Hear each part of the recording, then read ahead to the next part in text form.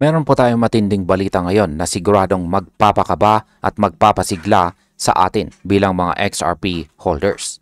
Sapagkat ayon po kay Steph is Crypto, isang kilalang market strategist, may mga kakaibang galaw sa XRP na dapat po nating bantayan.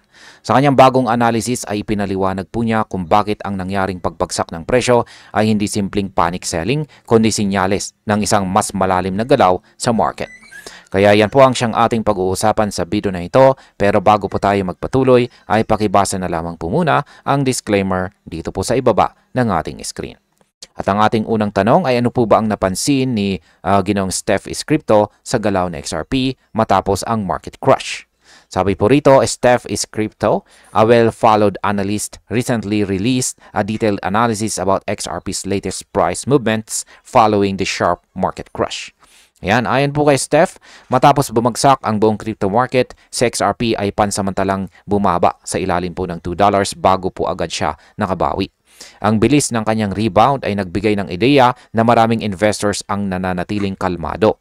Hindi po nila agad ibinenta ang kanilang mga hawak kahit nagkaroon ng crash, na isang positibo po itong sinyales ng kumpiyansa or confidence sa hinaharap na XRP. Kaya sa market impact, ang ganito pong klase ng stability matapos ang crash ay nagpapakita ng matatag na base ng holders. Ibig sabihin, mababa po ang posibilidad ng long-term sell-off, kaya mas malaki ang tsansa ng price recovery sa mga susunod na linggo. Ano naman ang dahilan ng panic kung hindi mga investors ang nagbenta? Sabi rito, according to the analyst, panic was driven by derivatives liquidations, not investors selling, as XRP's exchange supply remained nearly unchanged throughout the event. Yan. Ipinaliwanag po ni Steph na ang panic ay hindi galing sa mga tunay na investors kundi sa mga derivatives liquidation. Ibig sabihin po niyan ay maraming traders na gumagamit ng leverage ang natamaan ng sudden price movement, kaya napilitan po silang magbenta ng sapilitan. Ngunit ang dami ng XRP sa mga exchange ay halos hindi po nagbago. Sinyales na ang mga long-term holders ay hindi po natitinag sa biglaang pagbaba ng presyo. Sa market impact, dahil hindi ito cost ng mass investor exit, mas madali para kay XRP na makabawi dahil wala pong malaking selling pressure na kailangang balikan.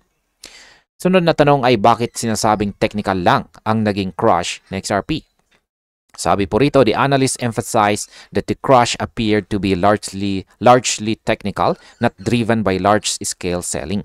This observation aligns with this interpretation of the gray line on the chart representing XRP's exchange supply, which showed no notable decline while price fell sharply. Yan, ayon po kay Steph, ang pagbagsak ay purely technical at hindi dahil sa fundamental weakness.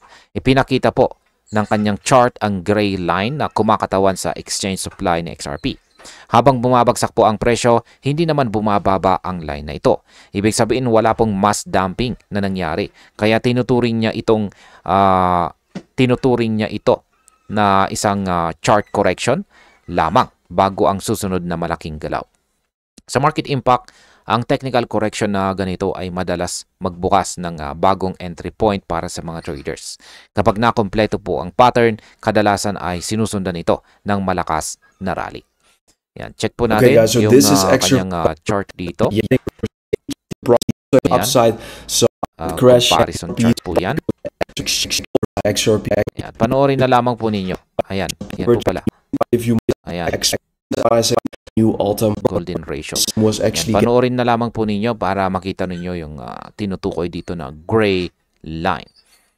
Yan, ang sunod na tanong ay ano po ba ang ano naman ang ipinapakita ng RSI ni XRP mula pa noong 2023. Yan, nandito na rin, hanapin na rin natin yung RSI. Ayan po, nakikita po pala natin dito yung RSI.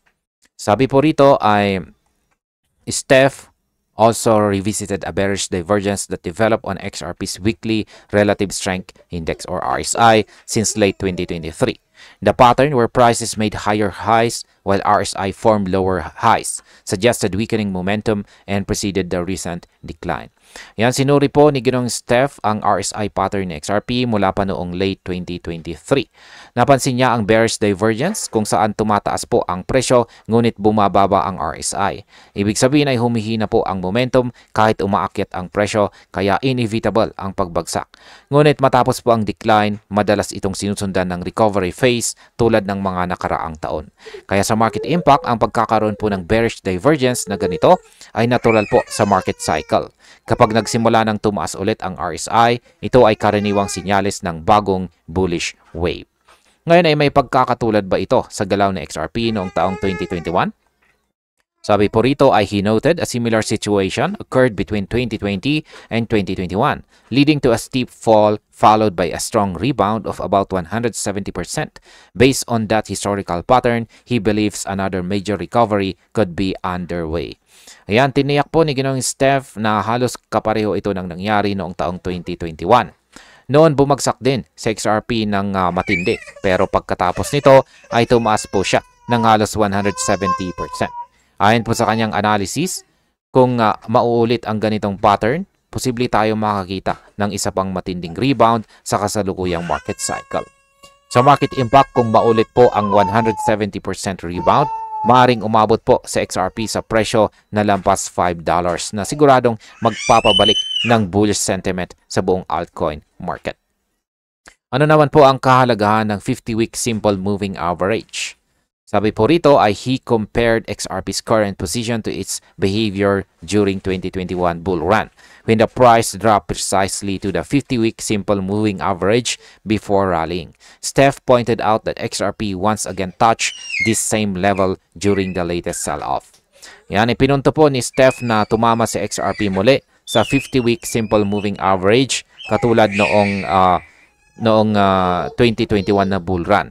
Noon matapos po niyang maabot ang level na iyon, agad siyang umakyat ng malakas. Kung mag-close po ang weekly candle sa itaas ng moving average, malaking posibilidad na magsisimula po ulit ang panibagong uptrend.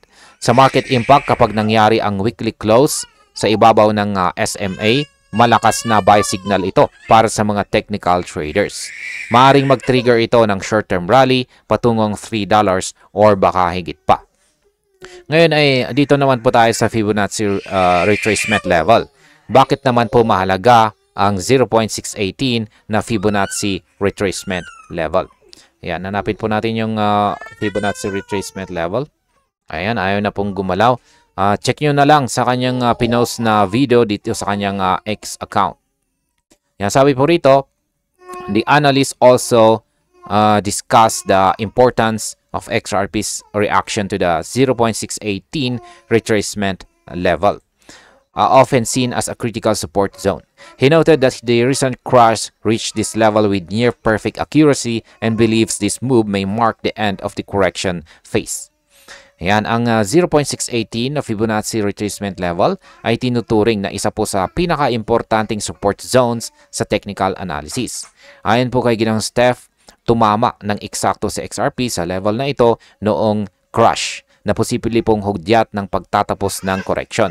Sa mga nakaraan, tuwing umaabot po sa ganitong punto si XRP, karaniwan ay nagre-reverse ito pataas. Sa market impact, kung totoo na tapos na ang correction, maaring magsimula po ang bagong accumulation phase na siyang magbibigay daan sa long-term bullish momentum. Ngayon ay ano naman ang susunod na resistance level na dapat po nating bantayan?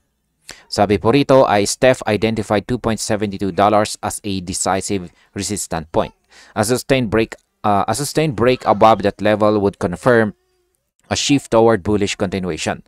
On the daily chart, XRP remains below the EMA rebounds. This means that the market still carries residual bearish momentum. Yan, ayon po kay Steph, ang $2.72 ang magiging susi sa susunod na direksyon ng presyo. Kapag nabasag po ito ng tuloy-tuloy, magbibigay ito ng confirmation na tapos na ang bearish phase at nagsisimula na po ang bullish continuation. Ngunit sa ngayon, nasa ilalim pa rin ng Kapag na-break ito ng tuloy-tuloy, magbibigay po ito ng kumpirmasyon na tapos na po ang bearish phase at nagsisimula na ang bullish continuation. Ngunit sa ngayon nasa ilalim pa rin ng EMA rebound sa XRP kaya may bahid pa rin ng bearish momentum. Kaya sa market impact, kapag nabasag po ang $2.72 na resistance, maaari pong magkaroon ng massive short squeeze na siyang magpapataas sa presyo sa loob lamang ng ilang araw. Ano naman ang sinasabi ng RSI at saka daily chart sa ngayon?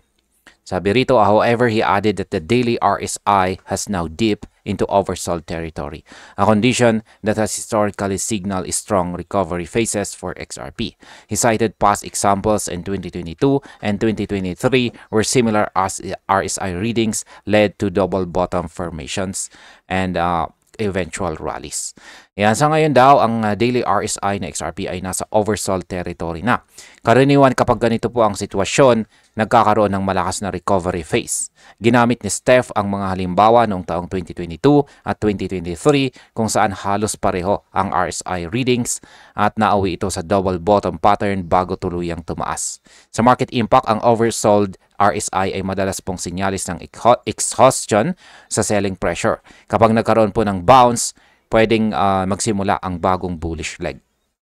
At bilang panghuli, ang opinion ko naman tungkol dito ay batay po sa lahat ng nabanggit, malinaw na may pinagpipitaga ng pattern si XRP. Ang katatagan ng mga long-term holders, oversold RSI at paglapit po sa 0.680 na Fibonacci level ay pawang positibong indikasyon na malapit na po ang malaking rebound.